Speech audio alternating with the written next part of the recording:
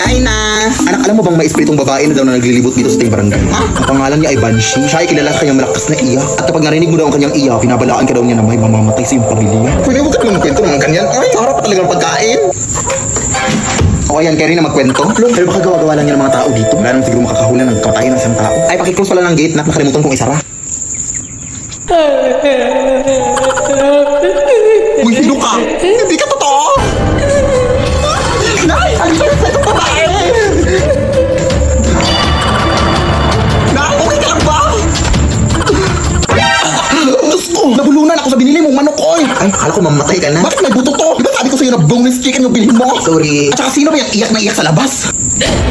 Ano? Yan ba yung espiritu? Isa lang yung ibig sabihin nito, anak. May mamamatay sa bahay na to! May matay nga, yung ilaw natin. Ayan, binabalaan ko kayo na may mamamatay dito sa inyo. Yung ilaw nyo, kasi hindi pa kayo nagbayad ng kuryente. Nagamiraan po ako, hindi ako espiritu. Ay, oo nga pala. Wala pa kasi akong pambayad ng kuryente, mami. Nagka-emergency gastos pa kami sa aming lababo na naglili. Ay, naku, mag-G-credit ka na lang sa Gcash. Huh? Yes, gamit ang G-credit. Kayong mabayaran ng kuryente kahit kinulang. Easy bayaran ng interest dahil mababa lang din ang tubo. At 0.17% interest daily. Kapag mas maaga magbayad, mas maliit ang interest. Kada 1,000 pesos na hihiramin, 1.7 pesos lang ang interest araw-araw. Easy magbayad. Dahil kapag hindi agad-agaran ang bayad, kahit 10% minimum amount due muna ang bayaran, okay lang. Sobrang dali lang. Open mo lang ang Gcash app, punta ka sa bills, pili ka sa mga partner merchants, sa Pay with G-Credit. Boss, nakapagbayad ka na ng bills gamit ang G-Credit. Kaya di na ipit kapag ipit tuwing petsa di peligro. With G-Credit, kaya today. O, ayan na nakapagbayad na ako. Salamat, ma'am. O siya. Pero hindi na pala kuryente yung namatay. Umati pala yung itong sa paa. Pa-pedicure mo na yan, sis. Bakla! Puki ng aso! Ano ba? Ginagawa mo dyan, te? Nag-aaral ako para sa exam bukas, dahil. Ay, may isang buod, dahil. Ano ba ginagawa mo dito? Padaan lang. Napadaan? Ay, wow, nakakalam sa bahay namin highway, iskinita, ganun. Ito naman. Galing ako dun sa lamay sa kabilang barangay. Talagang dito ka pa nagpagpag sa bahay ko. Ano ba yung iniinom mo, te? Tubig o kanal? Ang baho. Lo, pero sino ba yung namatay, day? Uy, yung babae nalunod kahapon. Tulog ka ba? Pero bakit dito ka pa nagpagpag? Bakla sundan ka dito. OA mo, te. Marami naman kami umuwi na. Ano, susundan niya kami lahat? Ano yun, multitasking? O siya, uwi na ako, te. Nangangamoy kanal na ako. Si bakla naman. Pumunta lang talaga dito para magpagpag. Day, ikaw ba yan? Ate! Mother? Is that you, mother? Ano, babad na ako dito, oh. Baka pwede mo namang... Hoy, ano daw? Anong pwede mo namang? Ha? Maawa ka, te! Hindi po ako yung pumunta sa lamay mo, yung klase ko po. Kung gusto mo samahan kita sa classroom bukas, ako na bahala sa pamasahe. Hoy, ano daw? Huh? Leave me, Lord. Hirap din kasi ng exam ni Ma'am Lilia kanina. Kaya nga. Pero narinig mo na ba yung chismis day na aswang daw yung si Ma'am Lilia? Uy, grabe na yung chismis na yan. Naalala mo dati, nangangamoy bulok yung classroom natin, di ba? Yun pala, ilaw na puso ng baboy yung ulam ni Ma'am Nora. Seryoso? Paano mo nalaman? Siyempre, nakikain ako. Hindi, joke lang. Nakita ko sa table ni Ma'am. Tapos kilala mo sa Angel, di ba? Ay, nawawala. Sabi nila, si Ma'am Lilia daw ang huling kasama ni Angel bago siya nawala. Oh my God, totoo ba? Oo, te. O siya, nandito na pala ako. Ingat ka pa uwi, ha? Baka magkita kayo ni Ma'am Lilia. Kala mo natatakot ako. Anong ginagawa mo dito, eh? Bilat! Ay, Ma'am Lilia, ikaw pala yan. Anong bilat? Ay, balat. Balat po, ma. Ayan, nangangati yung balat ko sa paa. Naalip po nga po kasi ako, eh. Ganun ba? Umuwi ka na. Pilog pa naman ang buwan ngayon. Oh. Gantong oras nagsisilabasan ng mga aswa. Ha? Ay, sige po, Ma'am. See you tomorrow po.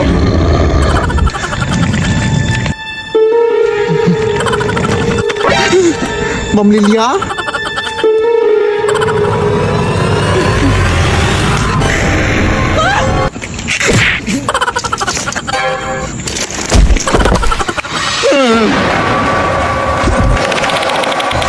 Tulong mga kapitbahay! Guys! Open the door! Sino ba yung nambubulabog dyan? Uy, Ma'am Lilia, ikaw ba yan? Bakit di pa nauwi anak ko?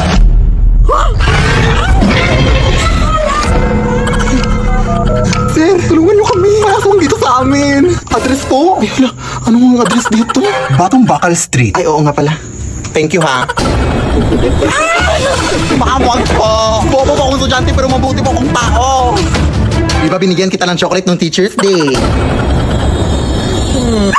Leave me, Lord. Ate, tulungan naman ako, Bi. Gabi na kasi. Baka pwedeng pautang ng kaunti. Pinapos kasi ako. Pamasahe ko lang. Galit ka ba? Ay, hindi naman, te. Nagbabasakali lang ako na makautang ako sa'yo. Anong kahilas? Sige na, te. Babayaran ko naman yan kaagad. Ganun ba? Ay, sige, te. Pag hindi mo ko pinahiram, pagkakalat ko talaga na hindi ka araw-araw naliligo. Oh, what? Are you crazy? Lah, pinatayan pa nga. Ano ako makakauwi nito?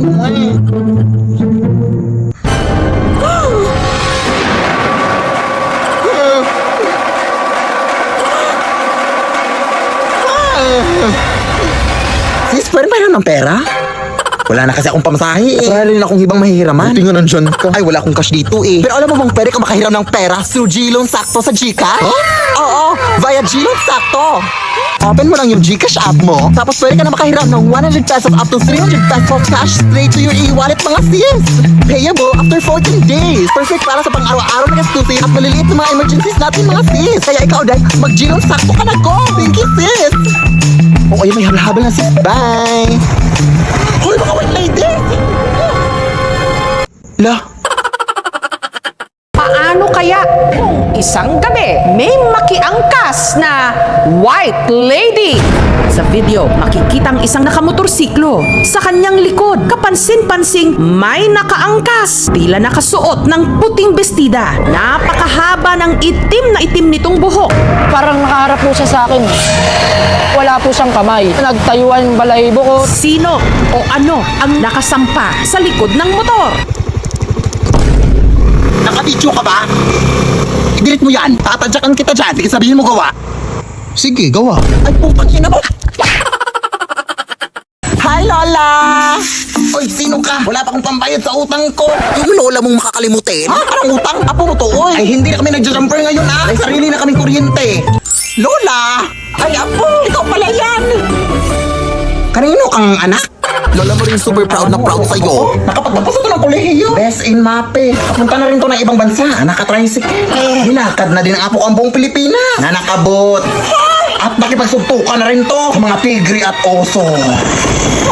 Hindi mawawala mga horror stories. Matulog na kayo. May white lady dito. Kagabi, may white lady akong narinig na umiiyak. Dito na kasi sila naninirahan. O siya, maraming salamat ha. Ang hirap kasing patulogin ng mga batang yun. Salamat. O mag-ingat ka sa pag-uwi mo, apo. Amimiss kita. Thank you, Lola.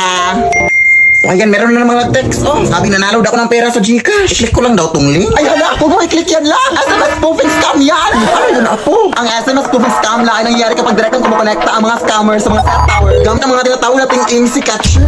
Magpadala ng SMS ang mga ito na nagpapanggap na galing sa mga legit na institution like banks and e-wallets kagaya ng Gcash. Ang mga messages na ito ay may kasamang link na kadalasang nagsasabing may problema sa account mo, may mga fake rewards, at iba pa. Tapos may kasamang link. Kaya mag-ingat kayo sa mga SMS spoofing scams ha. Huwag pipindutin ang mga link na yan. Tandaan, hindi nagsasend ng link ang official Gcash. Ay, ganun ba, apo? Maraming salamat sa pagbabala. Siyempre, Lola, o doble ingat tayo ngayon sa mga scams na yan. Sige na, Lola, mauna na ako ha. Sige, apo, mag-ingat ka.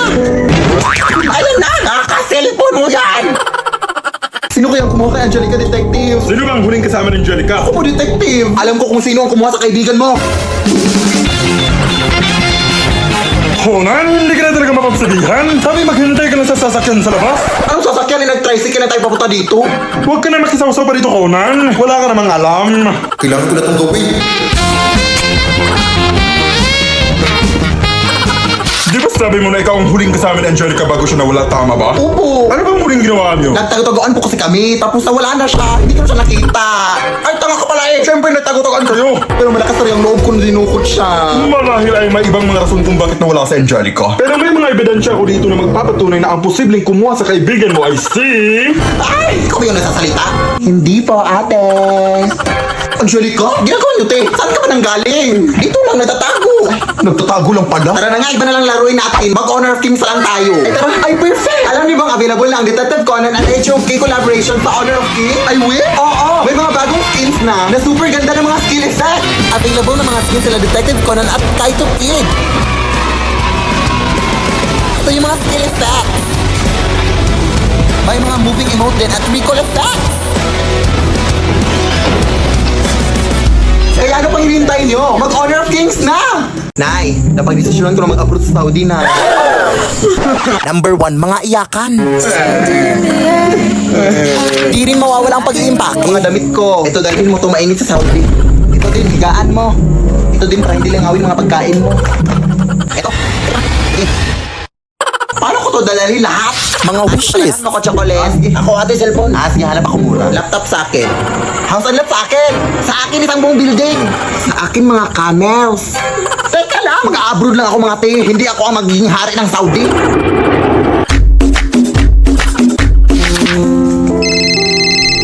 Padalhan mo naman ako, anak. Ha? Halos 24 hours pa lang nga ako dito, Nay, eh. Ay, sorry. Kailangan ko sa ilang pera ngayon na. Sige na. Pero kailangan ka pa kasing pumunta sa remittance center, Nay. Ay, padalhan mo na ako sa Gcash na. Ha? Pwede ba dun, Nay? Oo, anak. Instant ko kasi matatanggap ang remittance pag dun mo ako pinadalhan. At saka hindi ka na mahahasil. With 24/7 availability of service. Tapos direct deposit pa of remittances to Gcash wallet na. Wala pang transfer fee sa mga verified users. Ay, we? Sige, Nay. Pagsasan ako ngayon. Ayan, na-receive ko na kaagad na. Hello, wow. Ganito pala kabilis magpadala ng remittance sa Gcash. Dito na ako mapapadala sa'yo, Nay, ha? Go! Nay, kain lang ako sa labas, ha? Ikaw lang mag-isa. Baka kasama mo jowa mo. Tapos mabubuntis ka. Ano na yung pag-aaral mo? Hindi pa ka nakalabas. Tapos na agad yung storya ng buhay ko. Ako lang mag-isa, Nay. Wala naman akong jowa. Sinungaling.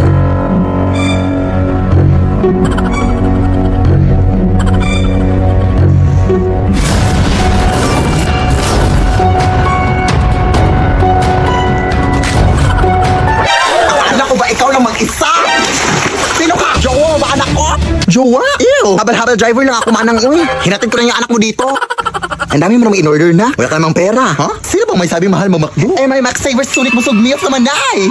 Sa halagang 99 pesos, may crispy chicken fillet meal ka na with extra rice. Pwede din crispy chicken na laki with extra rice. May chicken McDo meal din. Nasa tingin ko, mas lumaki na nga yung chicken.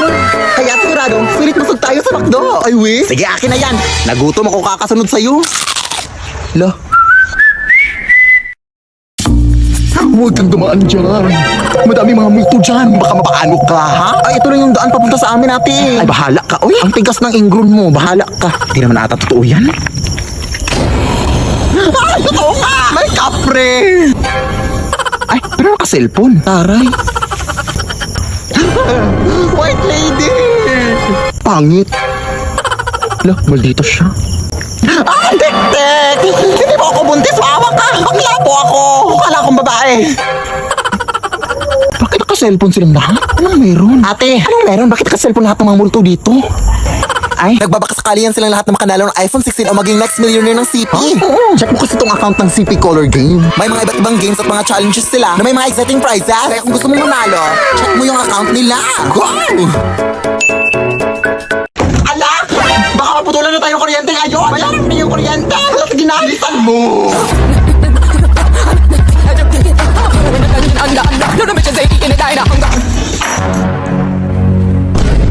Ay, Diyos ko, ang haba naman ng pila dito. Hoy, hoy, hoy! Bawal yan! 1 hour later. Good morning, ma'am. Lunch break na pala, ma'am. Puta na ako. Baka pwede pong pasingit na lang ng bayad. Sige, mag-aantay lang po ako.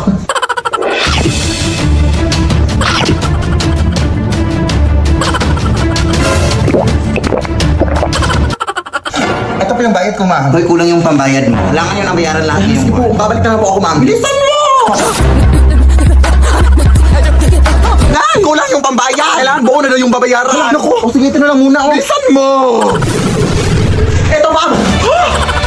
Yes! Ay, naabutan ka na ng cut-off line. Sarado na kami. Bukas ka na magbayad. O, kamusta na? Close na sila, Nay. Huwag na yun, te. Pagod ako. Ay, sorry na. Saan ka ba kasi galing? Nagbayad ng bill sa kuryente. Huh? Alam mo bang pwede ka magbayad ng kuryente through Gcash, guys? Ha? Oo. Ilang pindot lang. Bayad ang mga bills mo sa Gcash Pay Bills. Totoong narinig ni Guy. Pwede ka magbayad sa over 1,900 billers through Gcash. Papakuryente, tubig, government, loans, o anong bills man yan, Day. Sobrang bilis lang magbayad dito. Open Gcash lang, tapos choose Pay Bills. At tapos, mamamili ka kung ano ang babayaran mo at ang biller ka magbabayad. At tapos, ilagay mo lang ang mga details mo at confirm ang payment. May resibo pa kaagad yan pagkatapos. At ayan, nakabayad ka na. Hindi nyo na kailangan pumila pa para magbayad mga sim. For Gcash lang kayo. Dahil lahat ng klase ng bill pwedeng bayaran anytime at anywhere basta gamit Gcash. Alam, sige anak, Gcash lang natin ang bayad sa kuryente natin. Tama. Hashtag discarding Gcash yan. Sigurado ka pang pasok ang transaction para maiwasan ang disconnection sa susunod. Dahil available sa Gcash ang mga billers na kailangan mo.